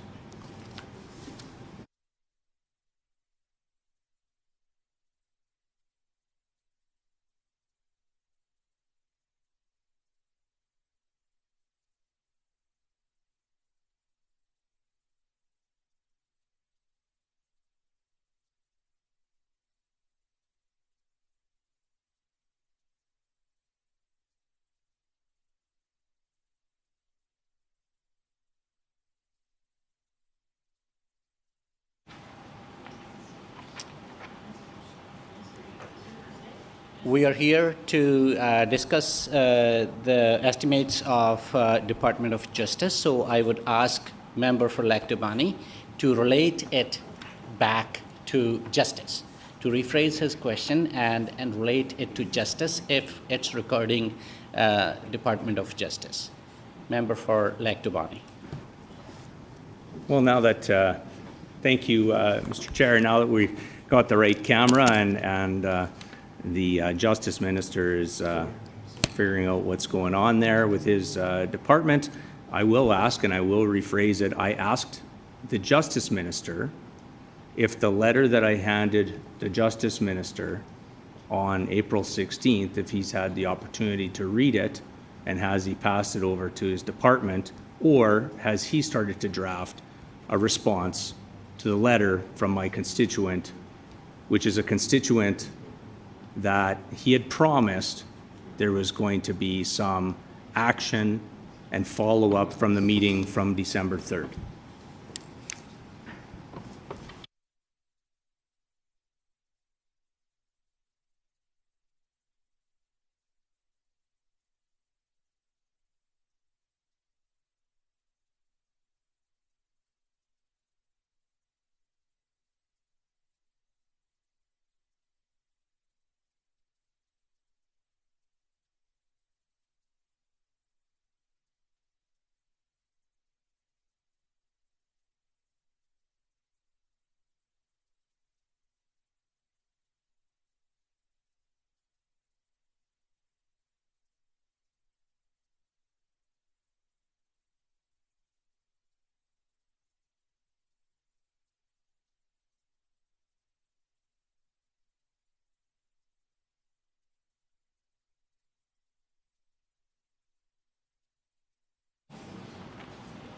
Order, please. Once again, Member for Lac du Bonny, thanks for the question, but we are here to discuss the estimates of expenditure for the Department of Justice. So I request the member to clarify if the letter he is mentioning is related to something in this book. Member for Lac du Bonny. Thank you, Mr. Chair. I guess for clarity, since the Justice Minister who is responsible for MPI can't answer the simple question on his own whether he read the letter that I gave him on April 16th and has he drafted the letter or has he sent it to the department. So I will change my line of questioning because obviously the minister, as he said himself, is new to this, and we'll change the line of questioning to specific justice questions. And then hopefully in the near future, when MPI does come up, I guess I'll be able to ask the MPI department whether they've actually read the letter that was handed to the minister to read the letter and get a response to my constituents, considering they've been waiting since December 3rd. And that's one set of constituents out of 4 or 5 that had some major concerns with Manitoba Public Insurance, and the minister had promised some action, and even today dodges some questions, simple questions that I have, but that's okay. Here we go. So in regards to the Milner Ridge Correctional Institution, how many vacancies do we have for correctional officers at Milner Ridge? Minister of Justice. Oh, I hope I don't get called out of order here by our wonderful chair, but very happy to answer the member's question about his constituents. Yeah, you know, I mean, there's different ways to do this job. And there's different ways that every member gets to decide how they conduct themselves in terms of, you know, their straightforward, you know, actions versus like, I guess, some kind of weird politically motivated gotcha type strategy. But it was pretty. It was pretty stark on the day that the member opposite brought his constituents down to the legislature, because the member for Lac du Bonny organized a bunch of folks to come down to talk to me as the Minister of Justice. And he didn't call me ahead of time and say, hey, I got some people, they got some concerns, would you meet with them? He didn't, you know, even within question period, be like, hey, like, I'm going to ask for a meeting. I don't know what your time looks like, but if you want to do it, we can do it. If not, we can find another time. Like, he didn't do any of those things, right? He got up, he puffed out his chest, his biggest sort of, I'm Mr. Important kind of, you know, look on his face. I won't go any further. about that. But he got up and he says, "I demand a meeting." And so I said, "Yeah, great, please. This is my favorite part of the job, meeting with Manitobans. It's what I love to do." And I will say, not to throw any staff under the bus, but I will say my staff said, "Minister, you've got like an entire afternoon of stuff that we now have to rearrange." So they weren't too happy about having to do that, to rearrange my schedule, but I was over the moon. And the people that he brought forward were amazing. I met some amazing people from the Lac du Bonnet constituency, from different parts of the province, that I would never had an opportunity to meet before. And I thought it was really, really nice to be able to just listen to them, to hear their concerns firsthand. And, you know, we walked out of the meeting, I said, you know, I'm not, there's no magic wand here. I can't necessarily solve every issue that you brought forward, but I appreciate that you brought it forward. And again, we could have done this anytime. We could have done this anytime with any Manitoban. Like, I don't say no to anybody that wants to meet. Let's meet, let's talk. If you're coming in an honest way, in a straightforward way, let's get to work. And so anyway, so I mentioned that the member opposite puffed out his chest because, like, I guess he thought in his mind, he was a minister before, he said no to meetings all the time. He said he wouldn't meet with real people. So I think he thought, like, he gamed this out in his mind, and he's like, the minister's going to say, you know, forget these Manitobans, you know, I don't want to meet with them, or was going to be like a jerk or something. Like, that's what he thought I was going to do. And no, we're going to listen. And I really appreciated the conversation that we had. But then again, so this is what happens, right? So I meet with these individuals and I meet with MPI and I say, like, we need to get to work. Here's the, you know, this is what I understood were some of the concerns. MPI reaches out. Our staff who look after casework, reach out to these people, and they start on a granular level going through all the issues that they have and trying to resolve issues where we can. That's what you do in government. That's just like the most basic thing that Manitobans should expect. And then, after that, after all of that work and after all of that sort of honest work that we've done to get these issues resolved, just a couple weeks ago, the member opposite again puffs out his chest and he says, "I have a letter. Why isn't the minister responded to this letter?" And well, what do? I scramble right away. Whoa, okay, I haven't seen this letter. What's going on? Well, it turns out it was from the day before, and our office hadn't received it yet. Like, this is the kind of dishonesty that Manitobans clearly rejected. And the member opposite gets to decide how he conducts himself. Order, please. I would caution the minister about using words like dishonesty, which are dangerously close to unparliamentary language. The Minister of Justice. I think the ruling today, anyway, you know what, I'll leave it at that. What I will say, Honourable Chair, is there's a way to conduct yourself here that is straightforward, and the member opposite doesn't want to do that. We've had 2 times, we've met with this person, another meeting is scheduled, and the letter is being responded to by April 25th. Member for Lac du Bonnet. Thank you, Mr. Chair, and it's unfortunate that Manitobans again are seeing the condescending, unbecoming of a minister behavior yet again. The chair had asked me to repeat the question multiple times because we're not in the justice estimates. So I asked the question, did he read the letter? I didn't say he didn't respond to the letter, so the minister once again is misleading Manitobans. And basically I handed the letter. Yes, the letter was dated from the day before, so I handed him the letter. So between April 16th and now, hopefully he had a chance to read it. That's all I asked him here today. And is there a draft response going to the constituent? So did he hand it to, you know, the powers that be within Manitoba Public Insurance, or did he not? And he went on this diatribe of you know, again, condescending behavior, but there's nothing new with this minister. He's been elected, matter of fact, longer than me. And this is the behavior that seems to continue. So I'll ask the member again, because we're in justice estimates. What are the vacancies for correctional officers at Milner Ridge? Thank you, member. Honorable Minister.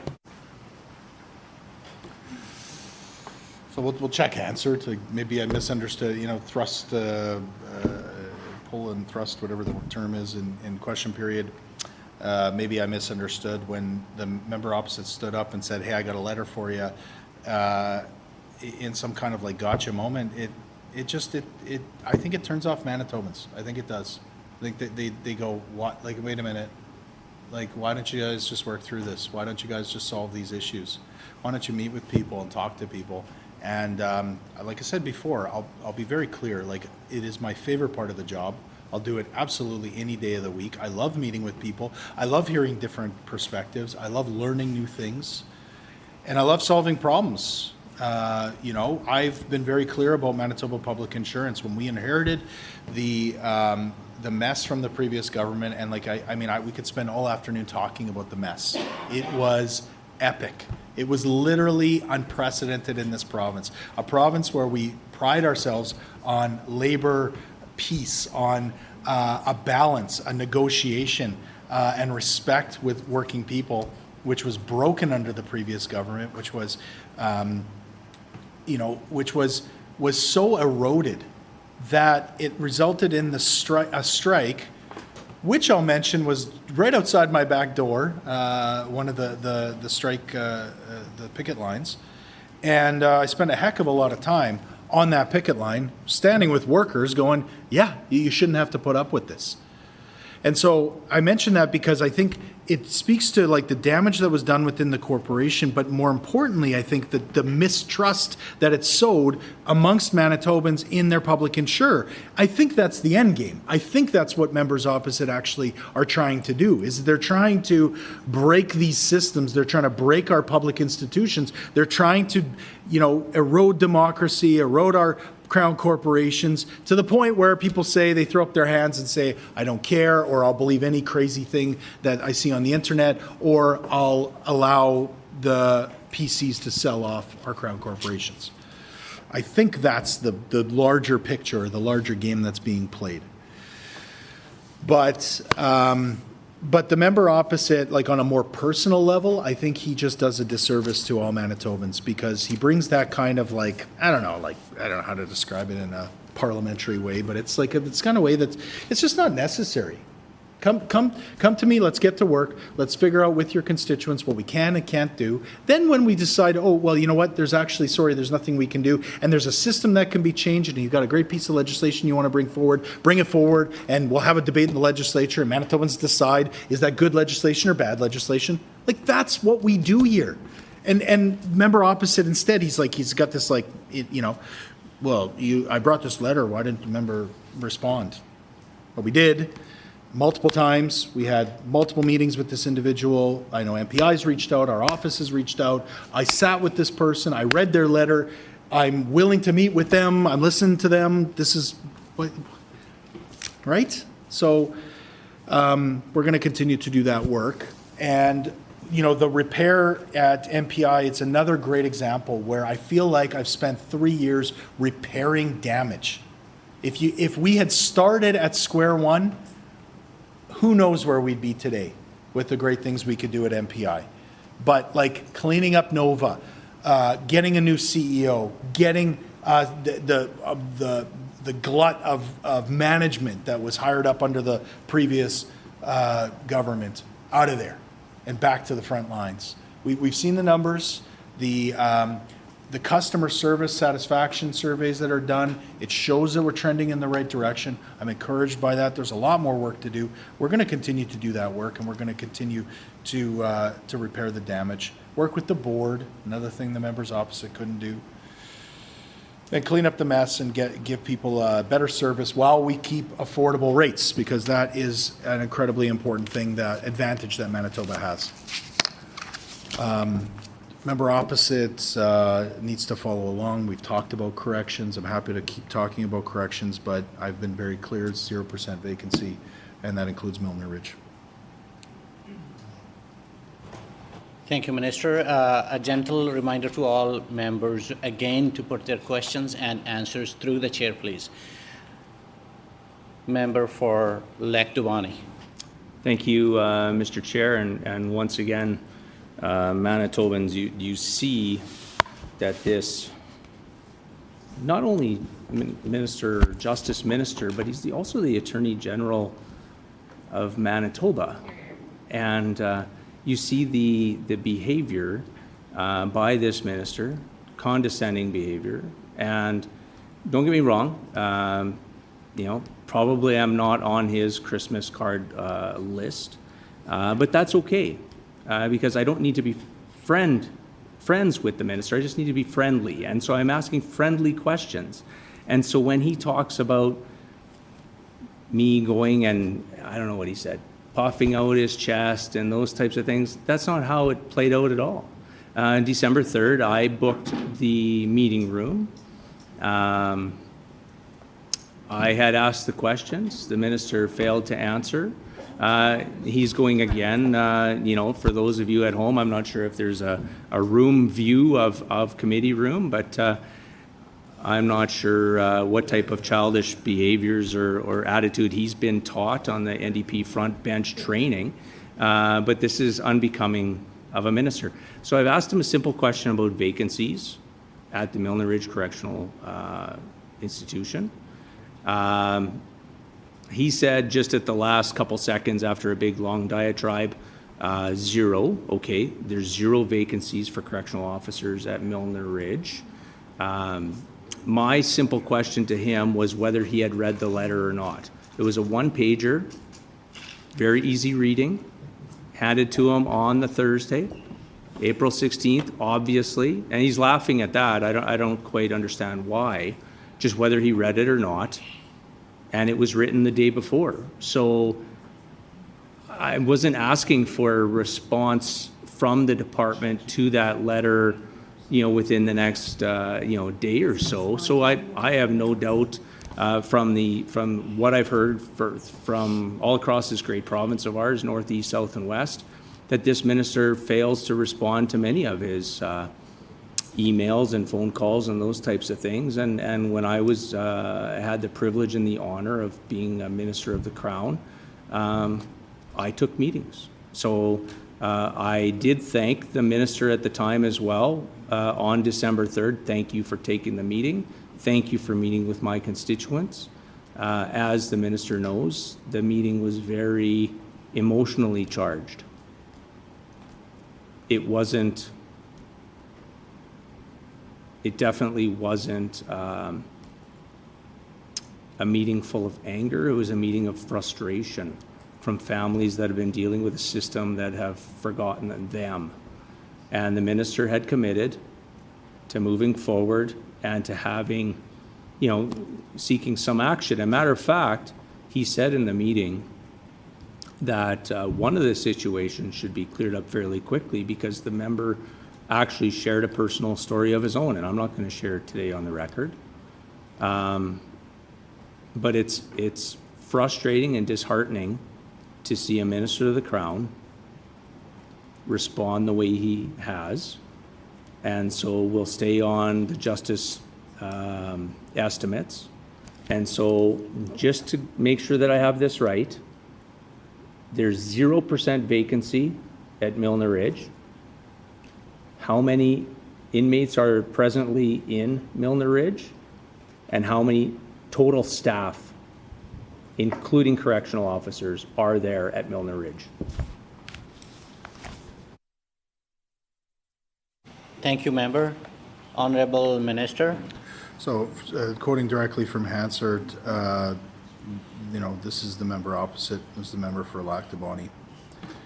He says, what have they received, speaking about his constituents, what have they received, Honourable Speaker? No contact from this minister or the department. So I asked the minister today, why not? Okay, so this individual has had 3, including the meeting with me, 4 separate meetings around Manitoba Public Insurance and their specific concerns. That's with staff in my office, staff at MPI, and myself. The letter that he dropped during question period, instead of walking over to my office the day before, was dated April 15th, correct? I got it on April 16th, and April 25th, which is tomorrow, 2 days from now, we're responding. Like, he asked if I read it. I said yes. He's got to pay attention. Yes, I've read it. Of course, we've read it. We're responding because we want Manitobans to know that their government is a listening government. That it's a priority. That we can't fix every issue that they have all the time, but we certainly can work with them and to enhance the support that they're feeling, especially from their public insurer. He's asking about Milner Ridge, and again, we're going back to corrections, and that's really encouraging to me because I'm glad that the members opposite are finding a newfound respect and appreciation for the work that our correctional workers do. But, you know, I asked the member opposite for Brandon West. I said maybe he should find some moral courage and stand up and say closing jails is bad. I asked members opposite, are they even willing to say it was a bad idea to close the Dauphin jail? He hasn't done that. But now we've got the guy who was at the table. That came across the cabinet table. I'm looking at members on this side of the table here today. Could you imagine that came across the table at cabinet and it said, we're without warning, without consultation, without any work in community, without any understanding of the needs in corrections, the number of beds we need, the impact on our economy, the impact on the number of jobs. Without any of that, this is what your cabinet briefing says. We're closing, we're going to go in the dark of night and close the Dauphin jail. Could you imagine? Like, and so it's, look, I can't imagine it. But the member opposite was actually sitting there. So he can just tell us, what did he do? Did he just stay quiet? He just sat there and he just said, okay, that's great. Check mark. Or did he go, whoa, whoa, whoa, whoa. This is not the right thing to do. It's not the right thing to do for safety in our public safety in our province. It's not the right thing to do for inmates in our province and their safety. And it's not the right thing to do for our correctional workers. It's not the right thing to do for the people of the Parkland and the jobs and the economy. I mean, like, go down the list. Did any of that ever come out of his mouth? And maybe it did. And now he can just say really clearly, closing jails is bad. Closing ERs is bad. Like, they could just say these things. This is not controversial. Everyone knows that Heather Stephenson was the worst premier ever in this province's history. Everyone knows that Brian Pallister slashed and burned his way through the services that Manitobans count on. So you're not breaking news here, guys. Just say it and be clear about it. It's a bad idea to close a jail. Milner Ridge is an incredible facility, and I'm sure the member opposite knows personally probably some of the folks that work there. I started my comments, he mentioned he missed some of the comments in the beginning. I started my comments by talking about how incredible the work that our correctional workers do throughout our Justice Department, but our correctional workers. I talked a lot about that. And I just want to reiterate that for the people at Milner Ridge because they are doing incredible work. We're seeing new programming and new opportunities that are there. I don't have a specific number. He's looking for a number for staff, when it comes to exactly what's at Milner right now. But what I can tell him is because of the structure of how we count staff, there's a 0% vacancy, but we need to do better, and that means bringing in the full-time workforce program. Thank you, Minister. Just wanted to share with all members that the chairperson does not rule on quality or content of ministers' answers, but I want to remind all members that we are here to discuss supplement to the estimates of Department of Justice. Member for Lac Dubani.